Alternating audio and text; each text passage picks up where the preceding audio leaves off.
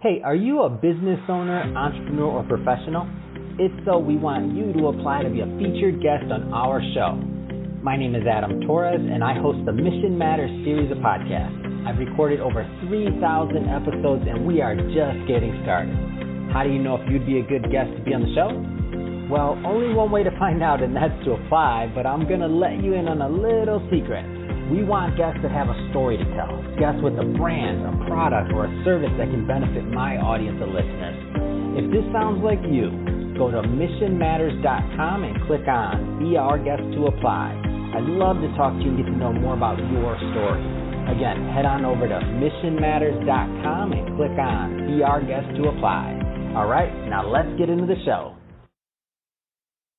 Hey, I'd like to welcome you to another episode of Mission Matters. My name is Adam Torres, and if you'd like to apply to be a guest on the show, just head on over to missionmatters.com and click on Be Our Guest to apply. All right, so today I have Dr. Tina Koopersmith on the line, and she's a doctor and coach at West Coast Women's Reproductive Center. Dr. Tina, welcome to the show. Hi there. Thanks for having me. Oh my gosh, I'm so happy to have you on the show. And as I was preparing this morning, I'm like, how am I going to keep up with Dr. Tina's energy? I mean, we've met multiple times, and I'm like, you're just fiery and excited and passionate about your work and what you do. And I'm excited to get into that. So we'll be talking about, of course, the West Coast Women's Reproductive Center today. We'll also be talking about the erotic blueprints and really how those blueprints can factor into helping the overall healthcare system. So more to come on that one. But before we get going on that, we'll start this with our Mission Matters Minute. So Dr. Tina, we at Mission Matters, we amplify stories for entrepreneurs, experts, and executives. So that's our mission here. Dr. Tina, what mission matters to you? I'm all about healthcare, wellness, and living a full life, a life full of vitality and pleasure. Pleasure and wellness, it's our birthright. We're on this freaking planet to have fun. Work is just to distract us. We're here to have fun and be healthy and well. And that's my mission. Oh my gosh, I love it. Love bringing a mission-based individuals on the line to share why they do what they do. And it's obvious your passion for what your work. Let's start off with your work. So tell us a little bit more about your background and really kind of how you got on this path. God, I'm still trying to figure that out. The path, right? The path. But basically, I'm a doctor, right? I was weaned on Western medicine. My dad was a surgeon, so he ran his household like he ran the operating room, right? Wow. We talked about surgery at the dinner table, appendectomies, colectomies, hemorrhoidectomies, like that was dinner table conversation. My friends would freak out at the house, right? So I was bathed in that. My mom was a teacher, so I got a lot of that teacher education part of me as well. But I was a little disruptor rebel even from the beginning. And I realized as I was putting this together that I, like at the age of 5 or 6, actually sat at the dinner table and said, hey, can the seed fall out? I was already trying to figure out sex. Yeah. And they were like, what seed? I'm like, the guy, the girl, the seed. Can it just fall? Like, I was already in my own world of trying to connect all the dots of life. Yeah. I was Jewish, smart. So like I had to be a doctor. That was like, I had 2 choices, doctor or lawyer, right? So I became a doctor. But somewhere there was pieces of me that knew there was more out there to healthcare. I wanted to do I tried to do a fellowship on acupuncture. It was a Henry Luce of Newsweek or Time magazine, but I didn't get it. So I was like, oh, well, I got to go to med school. Yeah. So I did med school. I went to Duke, undergrad, Duke Medical School, came out to do OBGYN at LA County, which is the busiest hospital, doing deliveries. Again, I wanted to be a surgeon like my dad, but I didn't want to be a surgeon like my dad. So I became an OBGYN, right? It was like, how do you do whatever? So, but OBGYN, so I'm doing fertility work, and it's all about mind, body, spirit, making babies. Yeah. Why did it work for some, didn't work for others? Why were some people, it was easy, some people it was hard. And I'm the perpetual student. Yeah. So double boarded OBGYN, reproductive endocrine. Then I did integrative medicine, and then functional medicine, and then some courses, meditation, energy healing, Mama Gina, women's empowerment. And finally, Jaya, she led me to Jaya. and the erotic blueprints. So that's kind of how I got where I got. Wow, what an amazing story. And I'm just picturing like being at that dinner table as a kid and being like, what are we talking about right now? And so when I see it, and when I also like kind of connect the dots in our conversations, it all makes sense. I'm like, you're definitely obviously a lot of energy, a lot of passion for your work, but also have the basis and you know, in medicine and other things of Western medicine and otherwise, right? And you've made a lifetime of really discovering and exploring the field. So I love it. I do want to talk a little bit about West Coast Women's Reproductive Center. So tell us a little bit more about your practice. Yeah. So, you know, basically I went out into practice 25 years ago or so and hung out my shingle, gynecologist, fertility doc, was doing both. Somehow most of the fertility people who went out in the world became just fertility specialists, and they, over time, it's become like an IVF factory. Everybody does in vitro. And I guess I was really a women's health physician, and I never could give up the let's just take care of women. Yeah. And I always felt the need to be more integrative. And I was asking for help with acupuncturists or psychologists way before it became sort of fashionable. I was talking about hormones, and my practice is all about getting you over the fertility experience, right? It's like together we'll find a way, because some people go through the fertility experience and never stop becoming fertility patients. They were so traumatized and stressed. Even if they have a kid, they're still living the trauma of the experience. Other people go through, never have a kid, and they're over the experience, right? Yeah. So I have this thing in my office. I don't even remember where I got it. You know, build a bridge, cry, get over it, or something like that. It's the key is like, life is difficult. Life is a path. Life is a journey. And I love taking care of women and their partners and just helping them understand, why did they get where they are? I help them look at their trauma, their difficulty in life, and have it look at like, why is this for me? Why is this happening for me, not to me? Yeah. Because then you can sit in the muck. And I had some muck this morning. I'm like, oh my God, I got to go on this podcast. And I did some deep inner work, and I'm like, oh no, I'm falling apart. And I got on a call with some friends and was like, get me back to my energy, because I was feeling a little sad and lonely this morning, and like, oh my God, I'm going to talk to the world, and I'm feeling sad and lonely. So my job is to heal people and to help them get back to vitality. Yeah. In any way, shape, or form, using all different methods of healing. Western medicine is not the only way. That was how I was traditionally trained. So I stand by it, and it works great, but it's not the only way to heal. So this is, and even from our prior conversations, when you kind of let me know, because of course it's not my background, like how fertility's normally been, it has become for many, I won't say for all, but for many, like an IVF factory, as you mentioned. And for people to know that there's even like an alternative, like that there are doctors out there that are practicing something a little bit different and not using that as the, you know, one size fits all cure. I just think that was pretty special. Thank you. Yeah, I think it's, you know, we'll talk again about the blueprints, but it made me realize, like, that was my eye opening of like, that's why we need more healings, because everybody has a different way in to heal. Yeah. Awesome. And I think that's a great transition. So speaking of the blueprints, so let's just dive right into that topic. So the erotic blueprints, maybe start off by telling us a little bit more about what they are. Yeah. So Jaya invented this, or I don't even think she invented it. I think she discovered it, because I think it just exists. We have 4 bodies, and we all go through life with an energy body, a mind body, a physical body, and a heart emotional body. And she put it together. So core erotic blueprints are, number 1, your stage of sexuality. Yeah. So are you healing, resting, curious, adventuresome, or transformational? And you can be all of those in one day, or it could take you a whole lifetime to get through all the stages. There are obstacles to health, right? Biochemical, physical, emotional, energetic, right? Yeah. So there are obstacles to sexuality as well, right? What is sexuality? We define it way more broadly than the Western movies, right? Yeah. It's not all, guy, girl, naked bodies. It's pleasure. And so the core erotic blueprint types are about how does your personal body access pleasure? How does your nervous system get turned on into pleasure? How do you plug in? Are you an Android or a Samsung, right?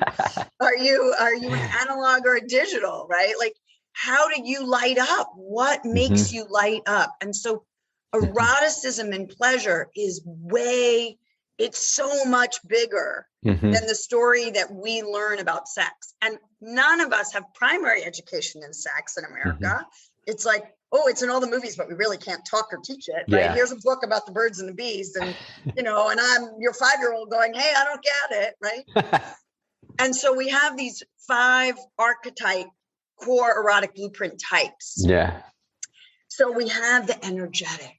That energetic loves anticipation, longing, teasing, eye gazing, going really, really, really slowly. You turned on yet? Always. So good. They have this incredible energy, and they are very, very, very sensitive individuals. And if you, certainly sexually, if you hit their genitals before the eye gazing and the slowness and the tease and the buildup, they're going to short circuit, turn off. They're going to like blow up. Like, you didn't plug them in, you unplugged them. They are very, very slow. You got to warm them up. You got to kindle the fire. You got to. So that's the energetic, and they're really, really sensitive individuals. And that's the energetic. They can have orgasms without even touching their bodies. Wow. The energy, we have an energy body that surrounds our body. Imagine when you stand next to a human being. Am I in your face? You're a little too close. I just crossed your boundaries. We stand away from human beings. Yeah. Because you actually have an energy space around you. And you only let people cross closer if you let them in, right? So energetics have this, they're in tune with their energy body. And you can actually turn them on up to orgasm literally by like playing with their energy body and not touching them.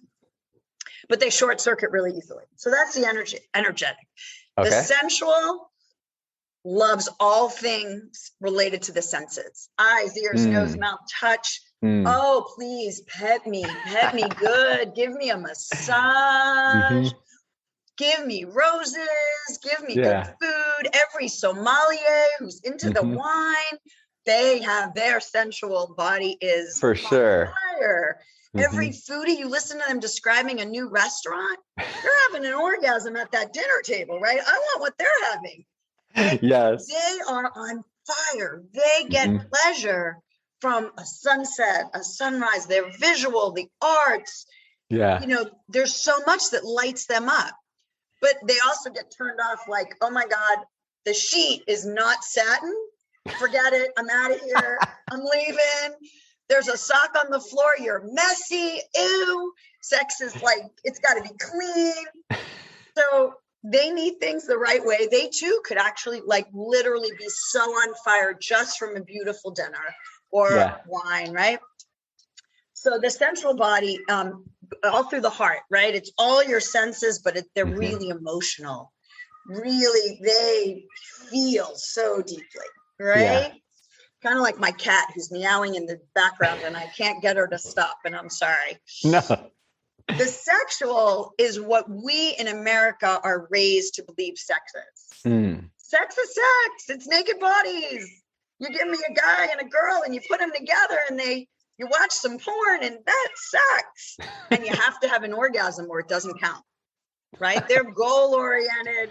It is black, white, goal-oriented. This is the body. Sex is the body, right? Bill Clinton didn't have sex, right? That wasn't real sex, right? It was sexual definition. We didn't have sex, right? We got intimate, but that wasn't sex. Oh, and I didn't come, so it really didn't count, right?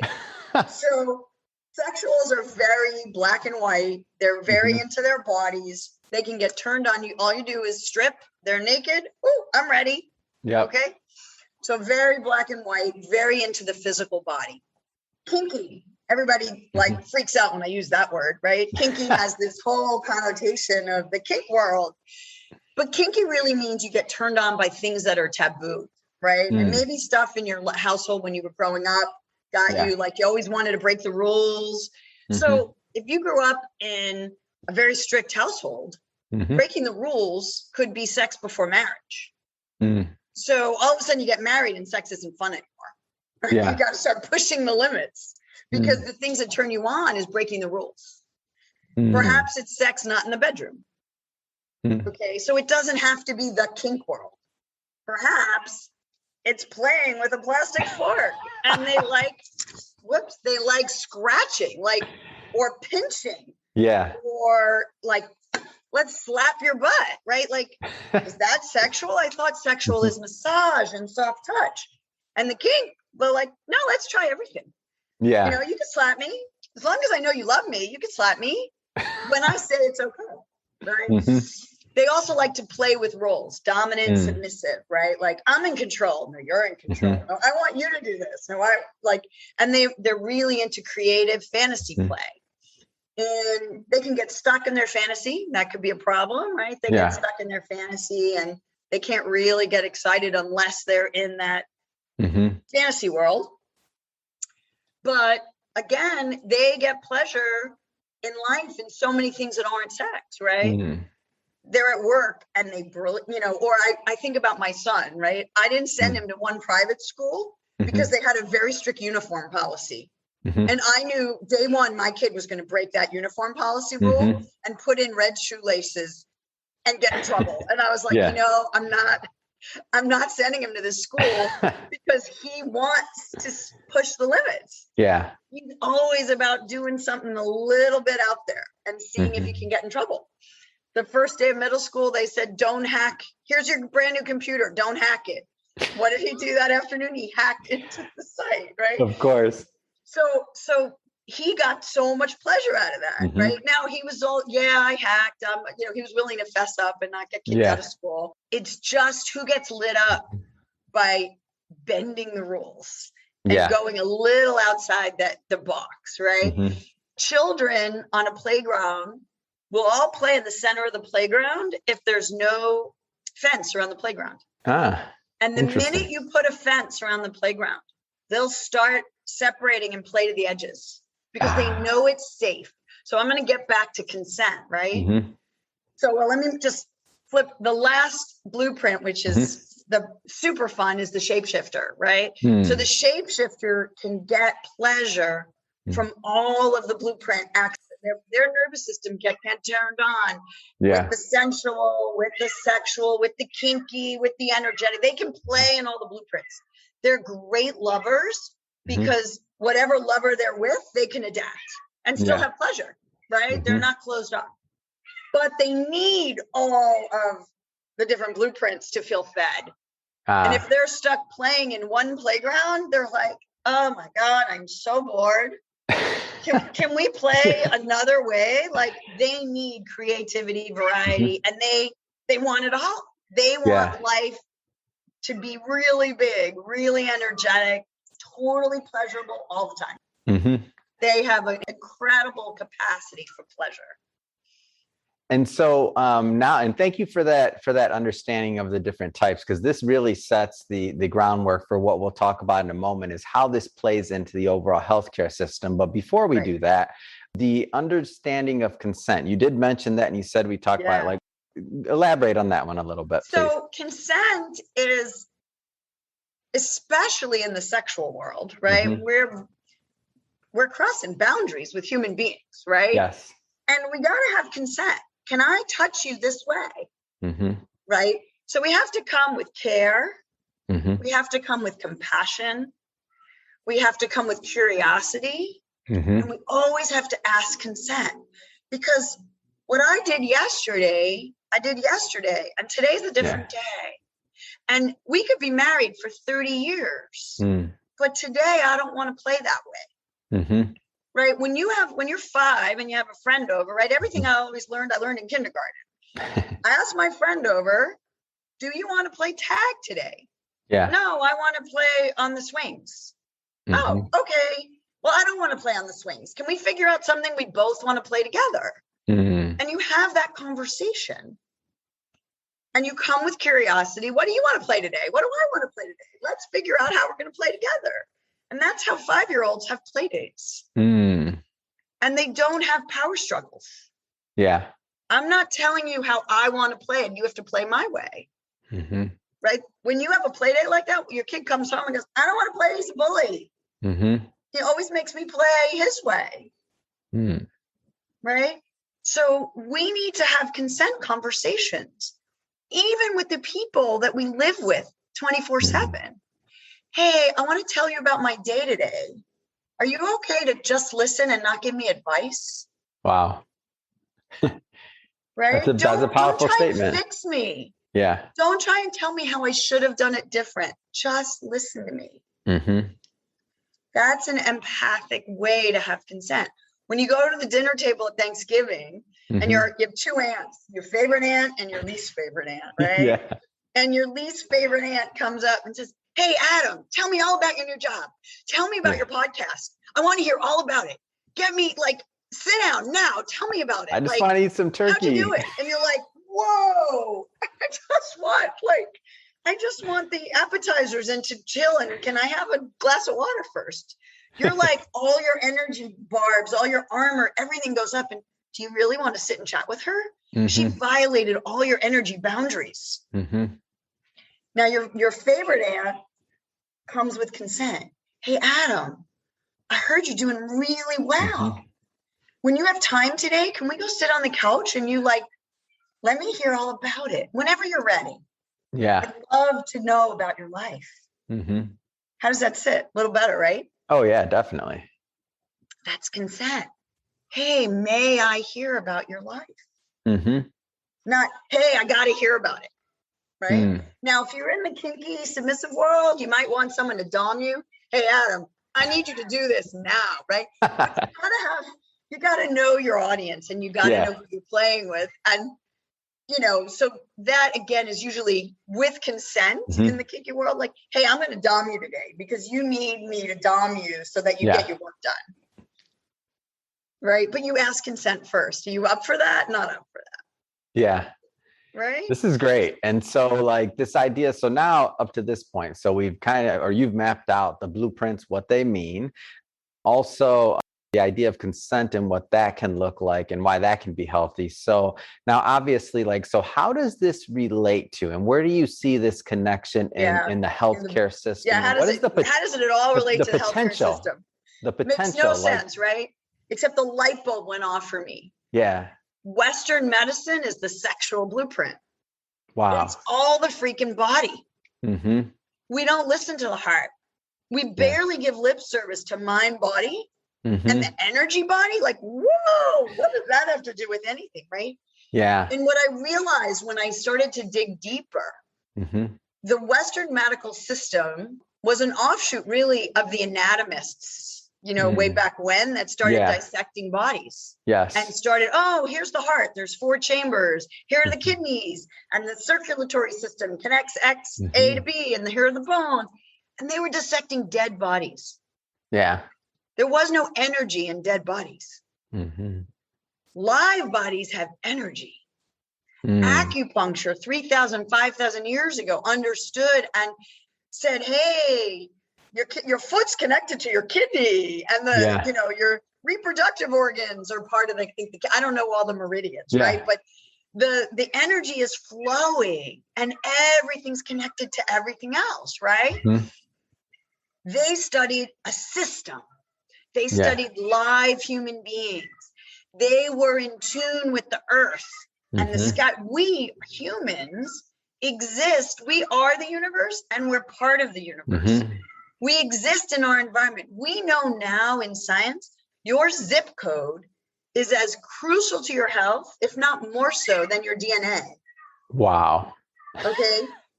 It is, right? We are part of the environment we live in. For every experience in life, we have a thought, we have an image, we have an emotion, and we have a body sensation. Thought, mind, body. Image, sight, sound, it's the energy coming in. Heart, it's the emotion. How do we feel about what we just took in? And then we have a physical sensation in our bodies. You go to the doctor and they're like, all right, what hurts? Let me give you a diagnosis.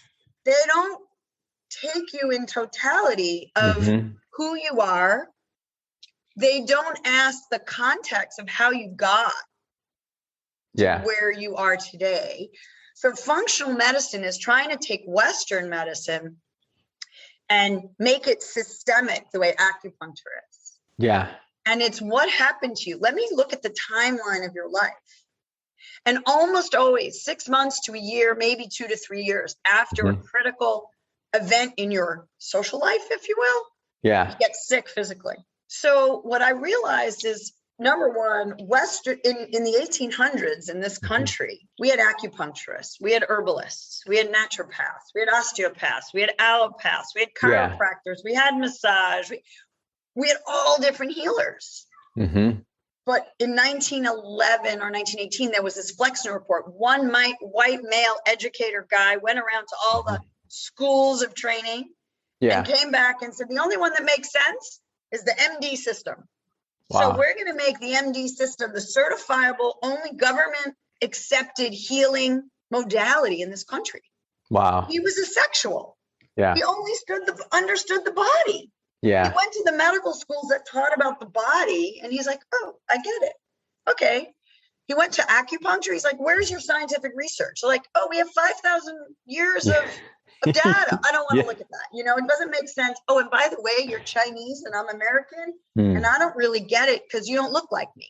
And mind you, the folks who the sexual blueprint, I think history has historically made certain people resonate with the sexual body and dissociate from their heart body and their emotional body, because a subset of our population has had power over other people, if you will. And they inflicted trauma on other human beings. And if you're inflicting trauma on another human being, it's got to hurt energetically and emotionally. It can't not. You're human. But you still want to be a loving human being. So you have to dissociate a part of your body. You dissociate your energetic and your emotional body because you want to go home at night and be loving to your family. But the king just said off with their head. Right? So they have to actually somehow separate. And so the sexual blueprint historically may be more associated with those in the power because they had to dissociate for safety, for their own. So that's their personal trauma. So it's cognitive dissonance, right? I'm being mean to somebody, but I know I'm a good person. So I'm just going to cut off that part of my body and not feel the trauma that I just inflicted on another human being. So I can't be as empathic because I have to be strong. And how many men are cut off because they're told you can't be emotional. You got to be strong.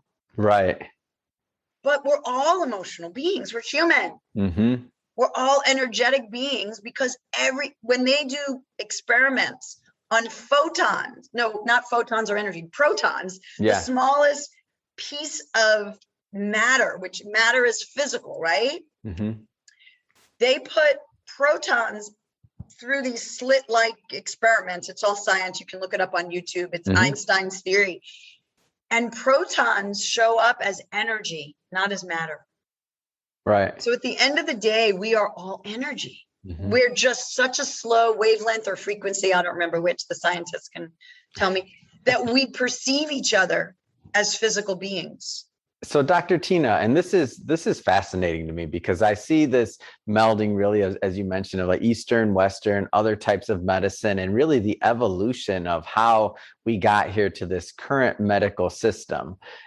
And so now, you obviously have proposed these blueprints, and the idea that, to me, even just the knowledge of knowing it allows somebody to have some ability to self-reflect on where they fall. It's almost like, I don't know if I would say it one-to-one, but like it's like Myers-Briggs in the workplace, maybe. Oh no, it is. It's Myers-Briggs, it's the Enneagram, it's all that. So I think number one, if you know who you are, you know how you to communicate to another human being, and how you know your limitations and your strengths. If you can walk in a room, and I walk in a room now and I listen to how people talk to me and how their body language is, and I go, oh, they're an energetic. Oh, they're essential. They're this, they're that.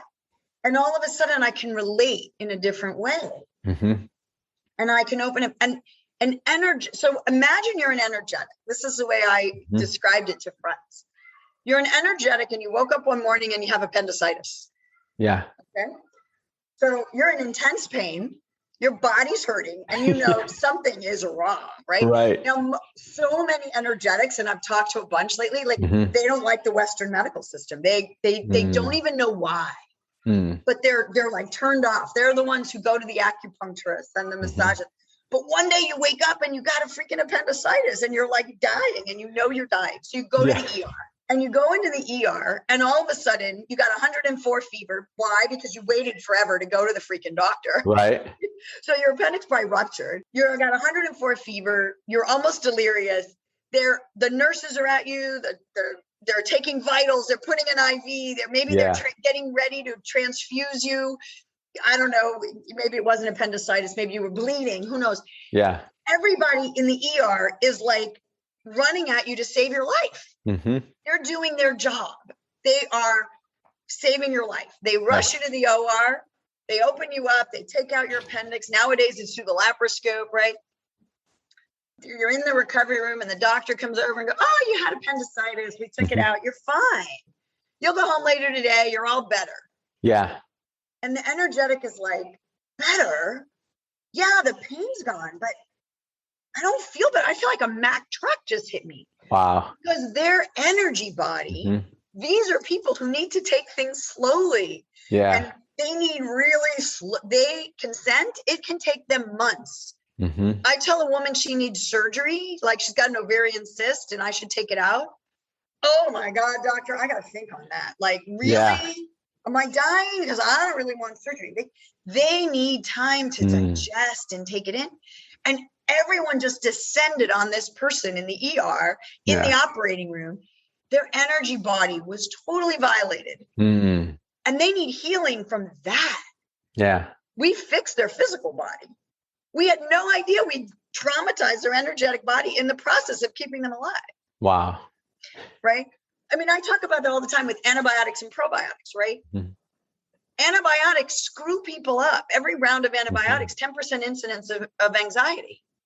We changed the physical body. We changed the bacteria in our body. We got rid of all our healthy bacteria while we got rid of the ones that were trying to kill us. Now, you're alive. You didn't die of strep throat, and that's good. A lot of people died of strep throat and had rheumatic heart disease and all that. So antibiotics aren't bad, but they have nuclear fallout that we need to heal. And now that we know about the microbiome, we're like, oh, everything is polarities. We heard this, we fixed this. And life is polarities, good and bad, yin and yang. There's black yang in the white yin, or it's the other way around, and white yang in the black yin. The whole is both. Essential. Okay, take essential. All right, we want to make you better. So we're putting you in the hospital for a week in that white, sterile room with no windows. You can't see the outside. We're going to give you antibiotics because you have that scratchy hospital blanket and hospital sheet, like the army blanket and the really crappy sheet. And there's no music. It's really crappy TV. They don't even have cable, and every 4 hours during the night, they're going to wake you up and, it's COVID. So you can't bring anything in the room with you that like, you're not allowed your teddy bear. You're not allowed your comfy. They're done. Like, we know now just by putting a window in a hospital room where they can look outside at the trees, they're out of the hospital one day faster. Wow. Okay. Connection. You're alone in a hospital room. Is that how people heal? No. No, they need people to love on them and give them neurons and give them energy, especially the energetics and the sensuals. We're cutting them off from their family. Yeah. And telling them to heal. They need to potentially have IV antibiotics at home in the setting, right, of love. And one of our cancer centers here, it's great. You get a badge and you choose the scene on the wall, the temperature of the room, and the music that is played when you go into your room. Wow. So all you have to do is walk into the room and the environment is set to you, what you chose. That would be healing for you. Why do we wait till people have cancer to do that? Yeah. Why do we wait to have these integrative centers with cancer? But why aren't we doing that when you walk in the hospital? You're welcomed. Maybe there's music playing in every room. There's a meditation teacher teaching you and we're walking with you, right? Now imagine also you're kinky and you're a CEO and you live in that dominant role. Yeah. Right? Maybe in your bedroom, you're a submissive because you want to play with the different roles, but you do not want to give up your power when you go to the physician. Yeah. And what did that physician just do? Strip, get undressed. I'm touching you here, there, and everywhere else. And I didn't even ask permission before I touched you. Before I made you get undressed and feel naked. And I made you feel small because every time you asked me a question, I didn't listen. I interrupted. I just stripped you of all your power. Yeah. How is that healing for people? Yeah, it doesn't seem like it would be. And it seems like, and as you give these examples, it becomes crystal clear how this type of teaching can really progress and be implemented in different practices to help people heal, which is the goal. I mean, that's the goal. We use this word healthcare system, but what is the goal of the healthcare system? To help people heal. Right. And the irony is the definition of doctor means teacher. The body heals. The human doctor facilitates healing. We are not God. Yeah. We don't actually heal. Years and years ago, my first year of my fellowship, I remember I was trained in microscopic surgery to repair fallopian tubes so people could get pregnant after having their tubes tied. My first surgery, the first one I did, I'm operating with this teeny tiny 8.0 microscopic suture under the microscope, took 4 hours. It took forever, and I'm trying to learn how to do it. I felt like I totally botched the job. It was like, I was brand new and I'm learning how to do it. Right. She gets pregnant, right? She's pregnant within 6 months. Amazing. 6 months into my fellowship, I'm doing it. Boom, boom, bam, bam. I know how to do it. I'm feeling really good. My skills are down. I did the case and it was like super easy. No scar tissue, Bubba. We did a test later. Her tubes were completely blocked. Wow. The patient actually has to do the healing. I put the stitches together. Her body decides whether they work and they keep it open or it scars closed. Wow. I'm the facilitator. Right? When you do a cardiac catheterization, balloon open someone's heart, you give them blood flow while you're in the room. Stay open or closed.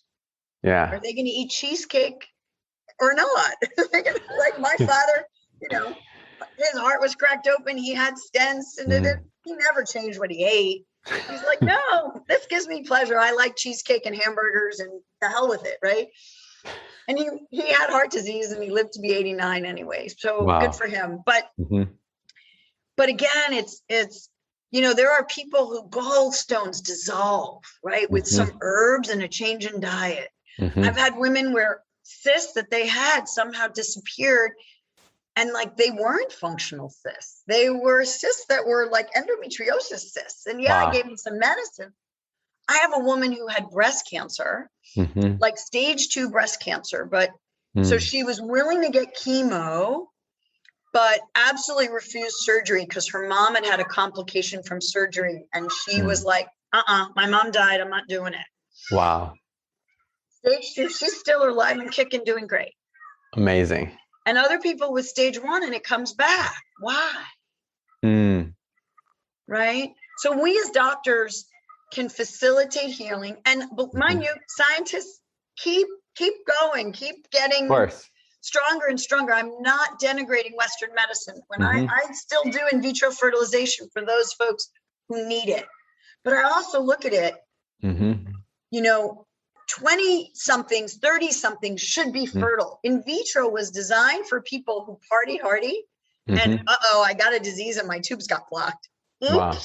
Maybe I got chlamydia. Maybe I got gonorrhea. Maybe I had endometriosis and my tubes were blocked and our surgery wasn't working for them. So brilliant docs said, hey, if we take the eggs and the sperm, we put them in the petri dish and then put them back in your uterus, everything's working but the tubes. Yeah. So in vitro, wow, what an amazing experiment, a total disruption of the paradigm. It was great. Yeah. But now we use it for everyone instead of going, hey, you're 30, you should be healthy and be able to get pregnant. Yeah. Let's figure out why you're not getting pregnant. And you should be able to have sex and get pregnant. Like, why is your sperm count low? Why don't you ovulate? How can I get you healthier so you can ovulate? How can I get the guy healthier so he has got better sperm? Yeah. How can I get you to communicate better so you have more sex? Right? So in my field, it's, we got IVF and it's great. But shouldn't we humans be able to get pregnant the old-fashioned way? Right. Are we breeding extinction? We should be standing as doctors and saying, hey, what's up with the food system? We're poisoning our population. What's up with Roundup that causes cancer and autoimmune diseases? We're killing humans. We're making them infertile. We should be, the doctors should be the ones going, I don't care that we have drugs to treat Crohn's disease and ulcerative colitis. I don't want my son getting Crohn's or ulcerative colitis. Right. Why are we putting chemicals in our earth and in our water and making people sick? Sorry, I just droned on and on. But I'm kind of passionate about this stuff. I love it, and it needs to be said is the thing. So I more medical professionals as when they see this, when obviously the patients see this, and just the general public. I mean, that's the idea here, is to hear some other ideas, some other insight that maybe we don't get every day. So and just how you started the interview talking about IVF factory and people thinking like that's the only way or the only thing to consider. Like sometimes some of this information comes out, but it's not usually from your doctor in the case. So considering your background, how long you've been in practice, like how many women you've helped, how many couples you've helped and people you've helped, and just your passion for it. I mean, coming from you, it's just a little bit different. And then adding in the erotic blueprints and kind of how that fits into it, and thinking about like how you can reframe your thinking and how you look at health. I mean, this is all intertwined, I see, from your practice and otherwise. We really have 4 bodies: a mind body, a heart body, an energy body, and a physical body.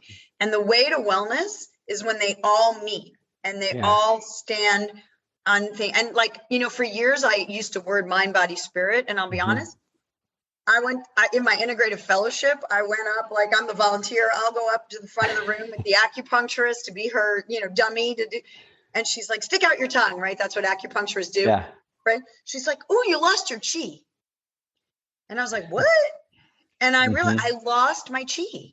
I was so busy running, doing that I lost my passion for living. I lost my soul. I lost so much of who I was. And she saw that in me in 30 seconds. Wow. And then it took me years to figure out, what is she like? How do I get it back? But I think she's right, And this was the journey that led me back to who I really am at my core. And integrative medicine was like, oh, I get it now. We need all the healers at the table because maybe it's your energy body that's actually been traumatized. Yeah. Right. And maybe you were traumatized as a child and you dissociated and you're living in a dissociative hypoarousal life and you need to come back. Your nervous system needs to actually reboot. Yeah. Maybe you're living, how many of us during COVID have been living hyper aroused in that anxiety? Like we are just, like, when is it going to be over? I need my friends. Yeah. I need to go party, right? How do we get our nervous system back on track, right? Who gets sick from COVID and who just has a cold? It's how healthy their immune system is. Yeah. Well, how healthy is their immune system depends on how they're eating. Are they living in a hyper-aroused, out of the window of tolerance state? And then they're insulin resistant and they're oxidative, all their antioxidants are used up because they're so busy just trying to stay alive. Right. That they're outside their window of tolerance. So we need all the healers at the same table. We live in an interconnected web of life. Like you do business, I do health. I'm not a good businesswoman, right?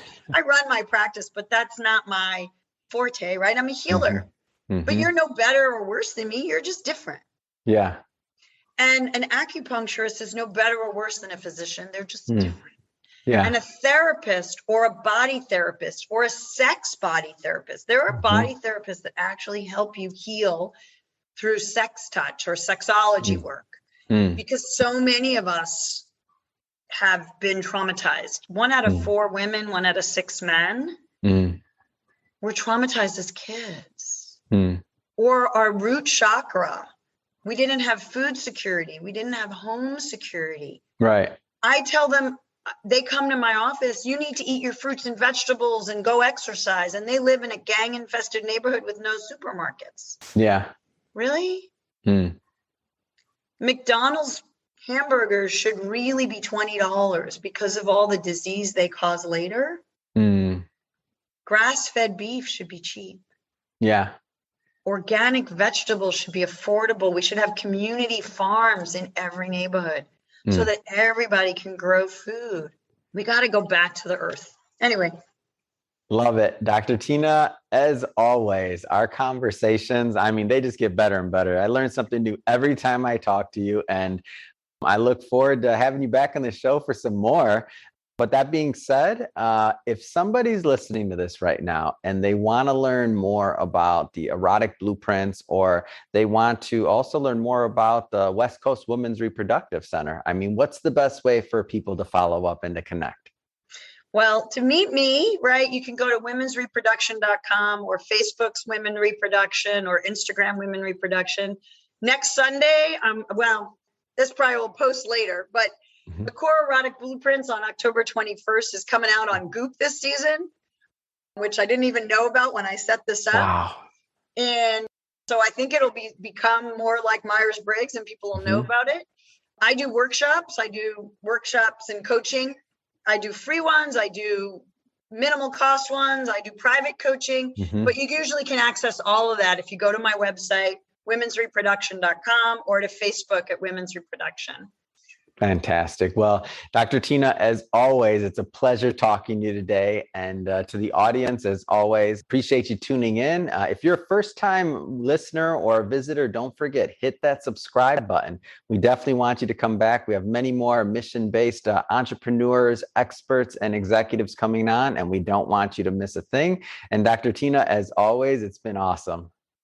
What kind of blueprint kiss do you want to say goodbye? Oh, an energetic. I'll take it. A sensual, a little kinky. All of them. I think you said the last one. I want all of them. Hybrid. Thank you. Awesome.